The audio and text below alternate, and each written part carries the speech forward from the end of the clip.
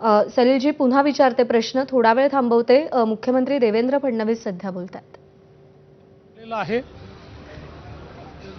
92 वर्ष त्या जगल्या, त्यातल्या बहुतांश काळ वयाच्या 5व्या-6व्या वर्षापासून संगीताची सेवा केली, ती अखेरच्या श्वासापर्यंत. या देशामध्ये सर्वात वर्सेटाईल गायिका म्हणून जर कोणाकडे पाहायचं असेल तर त्या आशाताई होत्या. आशाताईंनी तोरा मन दर्पण कहलाए अशा प्रकारचं क्लासिकल गाणं देखील म्हटलं आणि त्याचवेळी अतिशय आधुनिक खतुबासारखं गाणं देखील तेवढ्याच लीलया त्यांनी म्हटलं. जेवढे जॉनर आहेत, शास्त्रीय संगीत असो, पॉप असो, रॉक असो, भावगीत असो, 20 पेक्षा जास्त भाषांमध्ये आशाताईंनी गाणी म्हटली. आणि जगातलं हे वेगळं उदाहरण असं होतं की 90 वर्ष पूर्ण झाल्याबद्दल 90व्या वर्षी 3 तास कॉन्सर्ट करणाऱ्या आशाताई होत्या. आम्ही जेव्हा महाराष्ट्र भूषण पुरस्कार त्यांना दिला त्यावेळी त्यांच्या जीवनाचा जो प्रवास त्यांनी सांगितला, किती खडतर आयुष्य जगत त्या इथपर्यंत पोचल्या, हे खरोखर अत्यंत प्रेरणादायी होतं.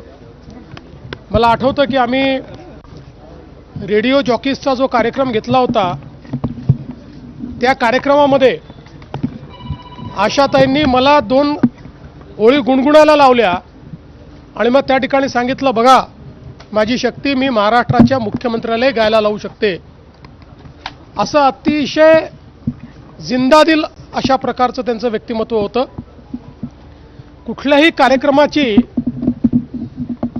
त्या ठिकाणी त्या कार्यक्रमाचा प्राण त्या असायच्या आणि सतत आशाताई हसतमुख आणि उत्साहामध्ये 90व्या, 91व्या, 92व्या वर्षी देखील त्यांचा उत्साह वाखाणण्यासारखा होता.